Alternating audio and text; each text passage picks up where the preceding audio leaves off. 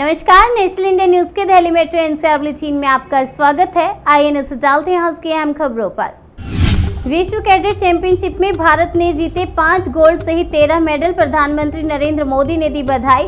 Hungary में विश्व cadet championship में भारत के युवा पहलवानों ने शानदार प्रदर्शन किया है। भारत के लिए प्रिया मालिक, तन्नू और कोमल पांचाल ने लड़कियों के इवेंट में गोल्ड जीता। तीरंदाजी में कोरिया से हारा भारत। बैडमिंटन में इंडोनेशिया ने हराया। टोक्यो ओलंपिक आज के दिन की शुरुआत भारत ने जीत के साथ की। भवानी देवी ने ट्यूनीशिया की बेन अजीजी को हराकर जीत हासिल की है। देश ने पहली बार ओलंपिक में इस खेल के लिए क्वालिफाई किया है। अगली खबर मानसून से जुड़ी है। अब तक करीब 165 लोगों की गई जान। कई इलाकों में बाढ़ व भूस्खलन जारी। देश के अलग अलग राज्यों में आई तबाही को लेकर सीमा सुरक्षा बल ने एक बयान जारी किया है। बीएसएफ ने कहा है कि महाराष्ट्र, कर्नाटक और गोवा के कई जिलों से अब तक 215 लोगों को बचाया है जो बाढ़ में फंसे हुए थे।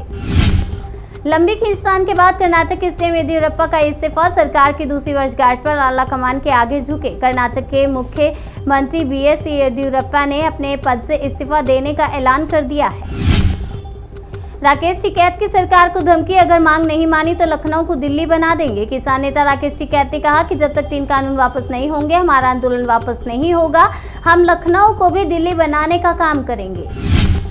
दिल्ली में 1 अप्रैल से खुलने जा रहा है चिड़ियाघर। ऑनलाइन बुकिंग पर ही मिलेगी एंट्री। दिल्ली के चिड़ियाघर में अभी एंट्री सिर्फ ऑनलाइन बुकिंग के लिए ही हो पाएगी। सभी कोविड-19 के संबंधित प्रोटोकॉल की सख्ती से पालना करवाई जाएगी। ऑनलाइन बुकिंग की 31 जुलाई से शुरुआत होगी। महाराष्ट्र में बाढ़ और बारिश की वजह से मरने वालों की संख्या बढ़कर 164 हुई। 100 लोग लापता। महाराष्ट्र के कुछ इलाकों में पिछले सप्ताह भारी बारिश की वजह से बाढ़ आ गई। इसके चलते भूस्खलन हुआ, जिसमें रायगढ़ जिले के तालियगांव में हुआ सबसे घातक भूस्खलन भी शामिल है। राकेश टिकैत का बयान, हम लखनऊ को दिल्ली बनाएंगे। लखनऊ के चारों तरफ से रास्ते बंद किए जाएंगे। राकेश टिकैत ने कहा कि लखनऊ के चारों तरफ रास्ते बंद करने का काम किया जाएगा। जब तक तीनों कृषि कानून वापस नहीं होंगे आंदोलन जारी रहेगा। अफगानिस्तान में तेज हुए तालिबान के हमले। अफगान सेना पर प्रमुख ने टाला भारत दौरा।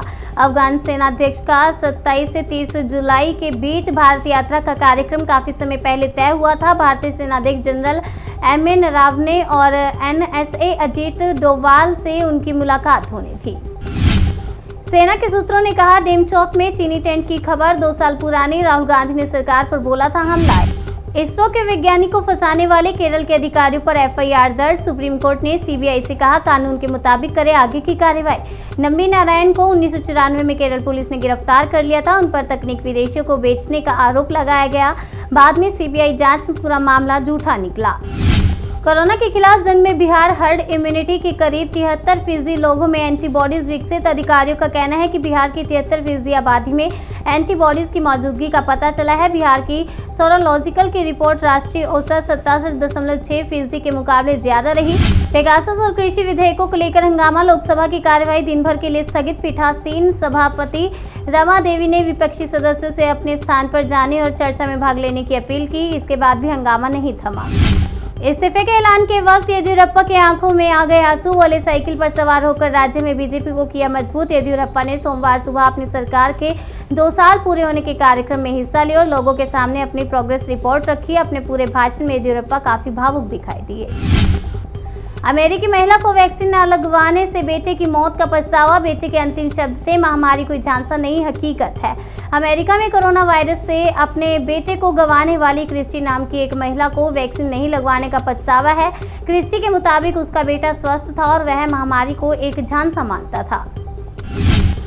सेना के शौर्य को कभी नहीं भुला सकेगा देश। कारगिल विजय दिवस कार्यक्रम में बोले बीजेपी अध्यक्ष जेपी नड्डा। नड्डा ने कहा कि कारगिल की लड़ाई में हमारे योद्धाओं ने अपने शौर्य का परिचय दिया और अपनी जान को जोखिम में डालकर दुश्मनों के छक्के छुड़ाए। इस लड़ाई में हमारे वीर जवानों ने पाकिस्तान को मुंहतोड़ जवाब दिया। कुपोषण का शिकार रह चुके कोरोना मरीजों में संक्रमण से मौत का खतरा ज्यादा। स्टडी में दावा, रिसर्च में पाया गया है कि कुपोषण के शिकार मरीजों को इस बीमारी से ठीक होने में ज्यादा समय लग रहा है, जबकि इनकी तुलना में नॉर्मल मरीज जल्दी रिकवरी कर रहे हैं। दिल्ली मेट्रो एनसीआर बुलेटिन में बस इतना ही। बाकी की तमाम खबरों के लिए बने रहिए हमारे साथ और देखते रहिए नेशनल इंडिया न्यूज।